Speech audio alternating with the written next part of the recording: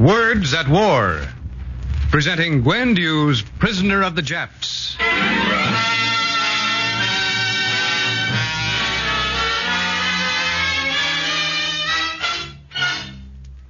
Hong Kong? What is Hong Kong, anyway? Hong Kong? Why, it's a tiny island off the coast of China. Oh, Chinese? Well, no, it's a British colony. It's one of the most powerful outposts of the empire. Sorry to interrupt. Perhaps you have not heard of Japan's Greater East Asia co-prosperity sphere. Oh, we don't need to worry about that. Hong Kong's an impenetrable fortress. Has been for 100 years. But this is 1941. Hong Kong airport has been destroyed. All planes smashed. All naval installations are under artillery bombardment. Japan is at war with Hong Kong.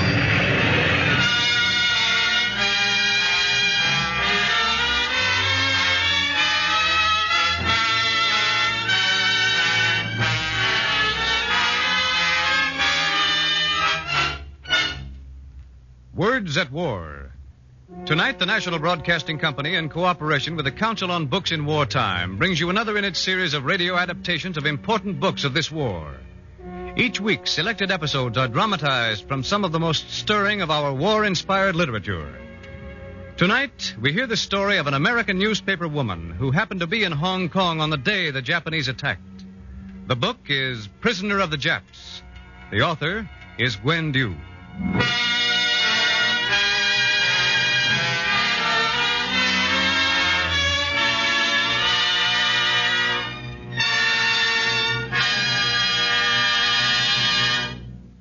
Monday, December 8th, 1941, was to have been my last day in Hong Kong. I'd planned to take a plane that evening from the airport the Japanese smashed. I didn't want to leave Hong Kong. Something was going to happen there, and that's why I'd come in the first place, as correspondent for the Detroit News and Newsweek magazine. But that Monday, I was going to leave. No one left. Only those who died. The defenders of Hong Kong were pushed steadily back. The city was squeezed like a nut in the jaws of a nutcracker until the shell of it and the meat of it were mashed. It took the Japs 17 days to capture the Gibraltar of the East. I lived in a hotel, the Repulse Bay Hotel. I was there along with 200 other British and Americans, and a small garrison of soldiers.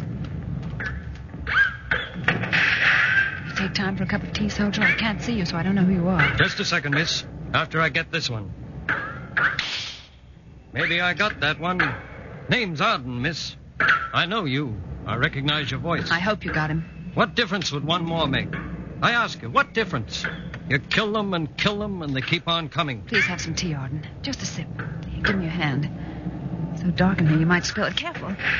You got the cup? Got it. Thanks, miss. That tastes good. You women have been swell. Cleaning and scrubbing up the messes, feeding us. You sound so tired. I feel as if I was 90 years old. How old are you? 23. I used to wonder how I'd feel if I killed a man. I've been in the volunteer corps here a couple of years. But I've always been frightened that I'd be scared to kill someone. Now?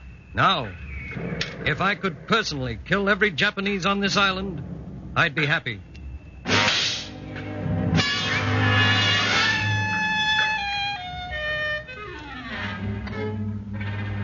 Day after day, night after night. At night, you couldn't sleep. There was only gunfire and terror. I used to almost pray for the light to come, even though it meant more horrible things would happen. In the morning, at least, you could lift the blackout curtains and look across the bay to the mainland, now held by the Japanese. On the 5th morning of the siege, in the early morning light, I could hardly believe it. A boat detach itself from the others and start for our side of the shore, toward Hong Kong. Machine guns began to bark. I thought some crazy fool was trying to escape from the Japs. I looked through the telephoto lens on my camera. In the bow of the boat, I could see a sign on a large white banner. It said,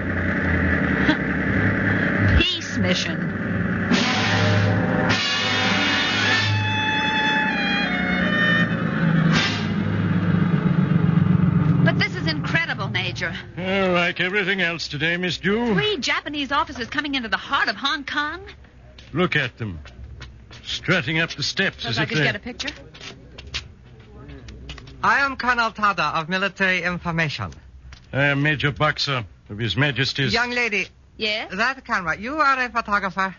I'm a reporter for an American newspaper. You want to take photographs? I'd like to. Oh, certainly. Come over here, please. I will stand here. Captain Osu on my right. Snow on my left. Shall we all smile? Young lady, take your photograph. There. Remember, please, I am Colonel Isumo Tada of Japanese military intelligence. Someday you will write about me when the war is over. Yes, Colonel Tada. Oh, so. Now, Major Boxer, we have come with an offer of peace from the Japanese government. I shall send word at once to the Governor General. Perhaps you should add that not only is Hong Kong doomed, but also that Pearl Harbor has been destroyed. The American Navy has been sunk. Yes? I shall send word to the Governor General immediately.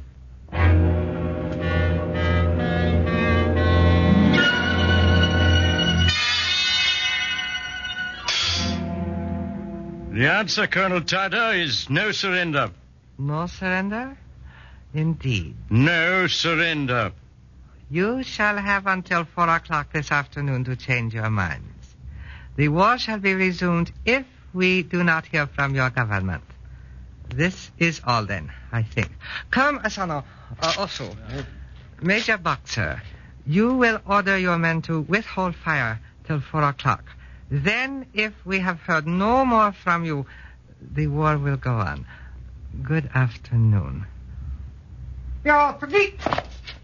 My name is Dave. Take. I say, Major Stewart, if the war's got to go on, those chaps are in our hands. You could. Fire on them? Not until 4 o'clock, Mr. Holmes. That afternoon war began again and continued through the 5th night, through the 6th day, the 7th, the 8th, the 9th. And after each of those days, another night of terror, weariness, despair, the ammunition getting low, water going, food. Miss Dew? Yes, here I am. Pardon, miss. Will you do me a favor? Of course. It's so dark. Give me a hand. There. Got it? A piece of paper. Yes? My mother's address is on it. Will you try to get a message to her sometime? Sure. Arden, it looks bad, but you mustn't Listen, think... Miss Dew, we're getting out. The soldiers, I mean, tonight. We're going to try to crawl to Fort Stanley. There'll only be civilians in the hotel in the morning. Only civilians? Yes. Then maybe the Japs won't kill everyone. That meant we were surrendering. The British flag was coming down. The white flag of surrender was going up. We must bow to the blood-stained banner of the rising sun. The corridors of the hotel were filled with people trying to sleep. I didn't think I could. But I went to the crowded room I shared with a number of other people. Somehow I must have dozed off. Get down in the lobby at once. The Japs are here. The Japs are here. It was morning, again. And the unbelievable thing was true. The Japs were in possession of the hotel. I'll never forget those guards. For the rest of my life, whenever I see teeth too big for a face, or a bayonet too long for a gun, I'll think of those Japanese guards. One of our Jap guards had discovered the piano in the dining room and was banging away at it, while we, men, women, and children, were marched off to captivity, prisoners of the Japs. Overhead, as we walked, Japanese planes were playfully dropping bombs. And underfoot... Out, Miss Dew. Careful where you're walking. Oh. It's one of our men. Yes, miss. Arden. Can't be sure, Miss Dew. He didn't get through to Fort Stanley.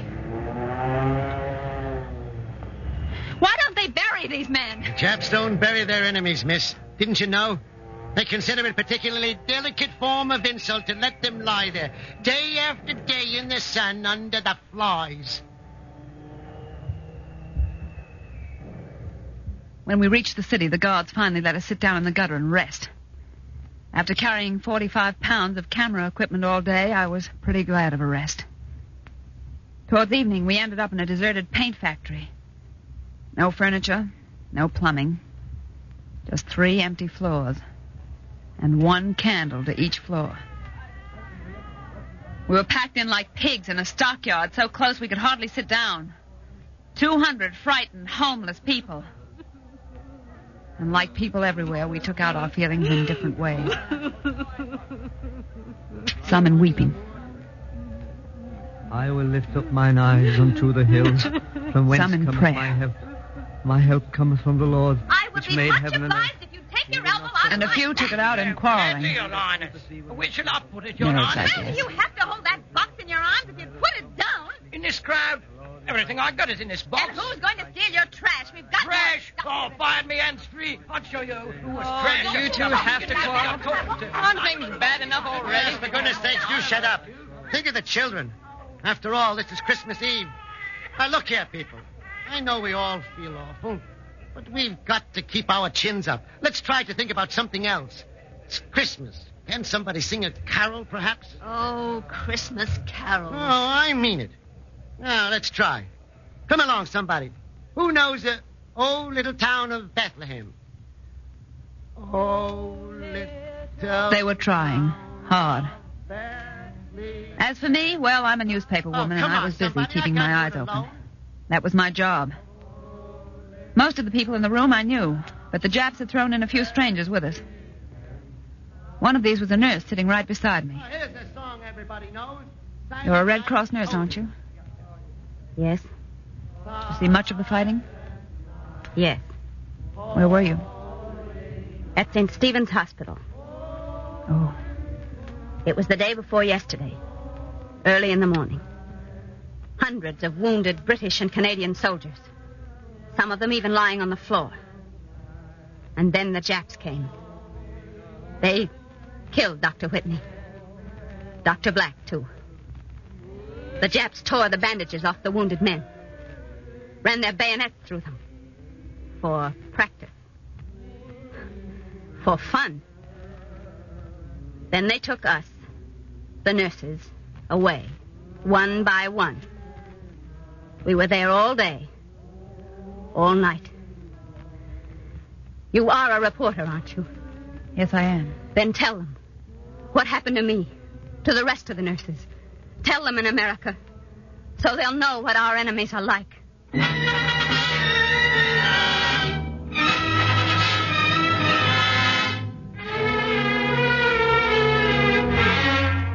Nothing to sleep on. Nothing but rice and water to eat. Life goes on. Then at last, the entire foreign colony, 3,500 British, Dutch, and Americans, were all herded together and moved to an old, dirty hotel, the Kowloon, and other Chinese brothels.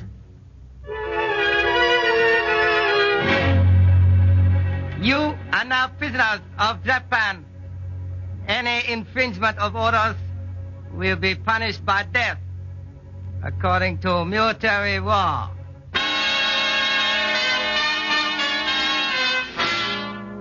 We were locked up 8 or 10 to a room, men and women together.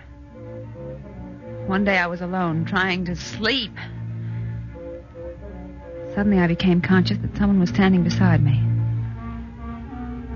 People who knew the Japanese had warned me never to show any fear, no matter what happened. So I just lay there on the floor and pretended to be asleep.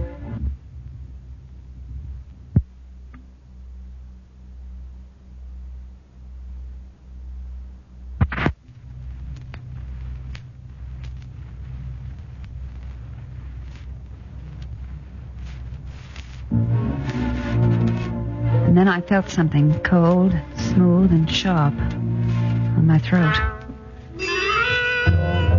I knew it was a bayonet, moving slowly across my throat, under my chin, from one ear to the other.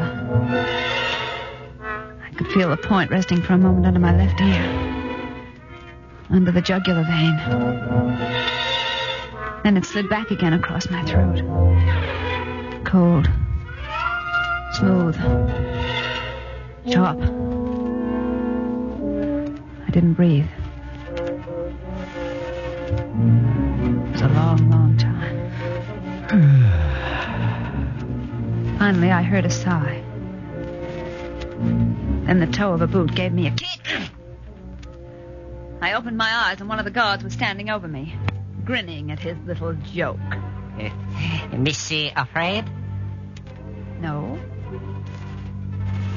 No, I wasn't afraid. Missy rave. Missy, get up. Have note for Missy from Colonel Tada. To the American young lady cameraman, I would like you to come to tea. I am very busy, but will arrange in a few days for you to come to the Peninsula Hotel. Colonel Tada. An invitation to tea with the jailer. Well, why shouldn't I go? I was hungry. Besides, I was a reporter. The day came. I was so weak I could hardly walk to the Colonel's hotel, but finally I made it. And I was taken to his suite. A room with chairs to sit in. And food. Will you have another sandwich, Miss Du? I've had 11 already. Then have a piece of pastry. I'll have another sandwich first, now I'll have a piece of pastry. Certainly. Thank you. Now, tell me, Miss Du, you are probably wondering why I invited you here today. Are you not? Well, yes, I was, Colonel Tada. It is very simple. I admire courage. I was very much impressed that day when you took our photographs. You did not show fear. So, I thought sometime I will see this American newspaper woman. We will talk together. So you're giving me an interview, Colonel Tada? I can afford to. You are my prisoner. All right, then. If this is an interview, here's a question. What does Japan hope to gain by this war? Even if she won, most of her navy would be gone, her buildings destroyed. Even so. In the meantime, Japan will have taken all the resources of 1 million miles of land, Malaya and its rubber, which your country needs so badly. Its chrome, the oil from East India, and so on and so on. But what about your men? 1 million of your men will be dead. Miss, you Americans lose sight of our physiology and psychology. We would rather die for Japan than live for her. From the battlefield, white boxes of ashes are sent home for the family shrines. Don't forget, Miss Du, we Japanese do not think of this war in the terms of this year or next. We think of the future history of Japan. You know how one white race after another, the Greeks, the Romans, the French, have risen and then declined. The past belonged to these white races. But the future belongs to us. Soon the whole world will be speaking Japanese. You talk as if the war were already won, Colonel Tada. Japan is already the second largest empire in the world. And the American fleet was practically destroyed at Pearl Harbor. Pearl Harbor? Colonel Tada, I'm afraid Americans will never forgive you for striking while your ambassadors were still in the White House talking peace. Oh, yes, I know. But there is the way it had to be done. You can win a war in only one way. Destroy the enemy before he destroys you. Miss Du, we leave Europe to Germany. For the rest of the world, we are the new masters. And now, Miss Du, you must leave me. Oh, as a token of my kindness, I ask you to accept this jar of jam. P.S. I took the jam.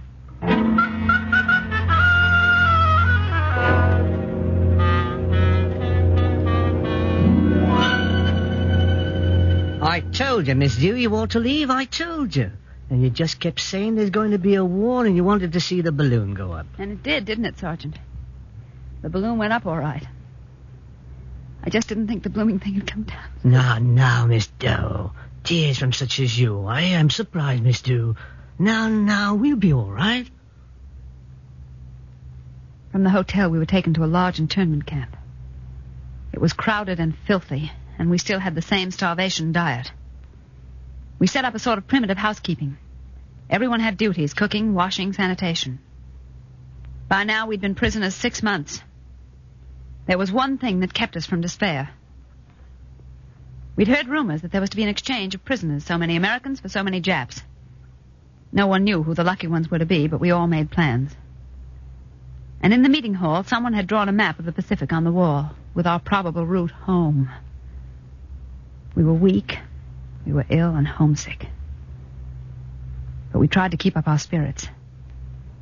In the British group, there was an amusing character, Brigadier General Maurice Abraham Cohen, bodyguard to Dr. Sun Yat-sen. General Cohen was a blockade runner, guerrilla fighter, and now a prisoner. It was the general's birthday, so I suggested a party.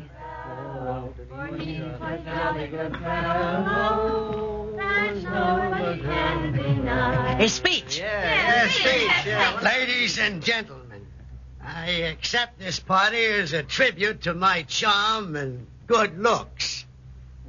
And I must admit, it's only my due.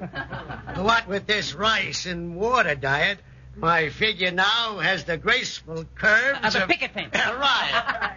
But as we're paying tribute, there's the Reverend Dill Orman, for instance. Him and his sanitation squad have kept this filthy hole something like human. And of all the nasty jobs, I guess theirs takes the cake. Cake, did you say? What, that cake? That's right, General. Keep food out of this. You don't want to start a riot. My mistake. And then there's our dearest enemy, the kitchen squad, who, in spite of the hate we bear them, keep right on trying to find new ways to cook rice. 3 cheers for the kitchen squad. Hip, hip. Thanks. And last but not least is our indispensable friend, Mr. Arlington. It's safe to say that if Mr. Arlington didn't spend his days picking the livestock out of the rice, we'd all be dead of starvation by this time. So, ladies and gentlemen, I give you Mr. Arlington. Wait a minute. I've been waiting to bring out my surprise. I've had it hidden away for some special occasion. Look. A jar of something. A jar of jam. Blackberry jam. You mean it's a whole new jar of jam? Unopened? Unopened. We're going to open it now. See? Didn't I tell you it was a real party? Blackberry jam. Oh, Gwen. I know it's silly of me, but I think I'm going to cry. The door. Good evening. I say good evening. Oh, a party. A jam. Blackberry jam. Very nice. But not good for weak stomach. So... Don't touch that jam. You are my prisoners. I take care of you. Jam bad for you. So, excuse, please. I take to window. I throw out window. Oh. Now, you not be sick. Oh. Now, I have news. Our government make exchange prisoners. American and Japanese. Who? Diplomats and writers. Later, you hear more. That is all. Now I go. It is drawing on wall. That's just a map of the Pacific. We heard there was a chance of our going home. We were just figuring on the route. Where is Japan on your map? Well, you see, we didn't think we'd stop at Japan, so we didn't bother putting it on. Did not bother. Give me pencil. Here, I show you Japan. China, India, Australia, Hawaii, West Coast America, Alaska, Eastern Russia. All that is Japan. Remember that when you go home. Mark it on your maps. And if you are ever slap on face, then say yes, and yes, and yes.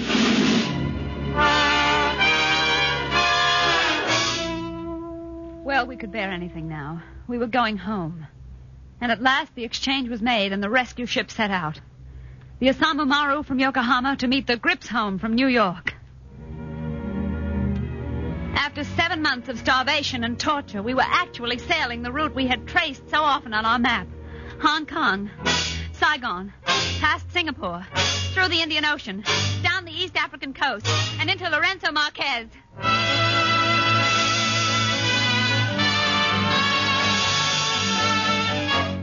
And as we drew into the harbor, we saw the Gripsholm waiting for us, the brave white crosses of protection standing out proudly on her decks. And coming out to meet us was a convoy of 12 boats, battered old hulks of tankers, freighters, tugs, a rusty, bedraggled crew. But flying from their masts, the most beautiful sight on earth, the Union Jack and the Stars and Stripes. And as they drew nearer, they joined in a chorus of welcome, a sound that lifted our hearts, the promise of victory and peace and freedom.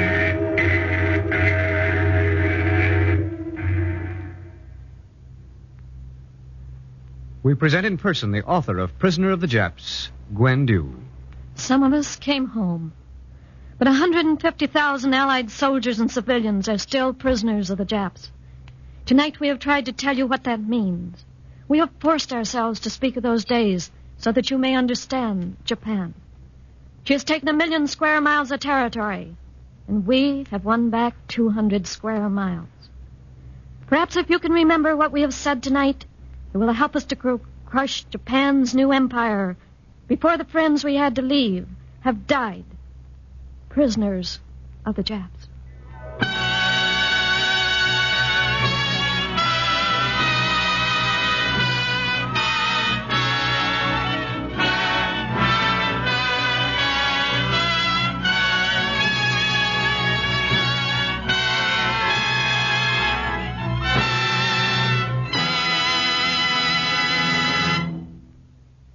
You have heard the 7th program of Words at War, a series based on the leading war books. This evening we presented Prisoners of the Japs by Gwen Dew. The adaptation was by Nora Sterling of the NBC script staff. Next week you'll hear a dramatization of Love at First Flight, the hilarious book by Charles Spaulding and Otis Carney. The part of Gwen Dew was played by Joan Alexander. Colonel Tada was played by Ted Osborne. Other members of the cast were Leslie Woods, Maurice Tarplin, Flora Campbell, John O'Connor, Milton Herman, Guy Rep, and Sidney Castles. The original music was written by Morris Momorsky and conducted by Joseph Stopak. The production was under the direction of Joseph Losey.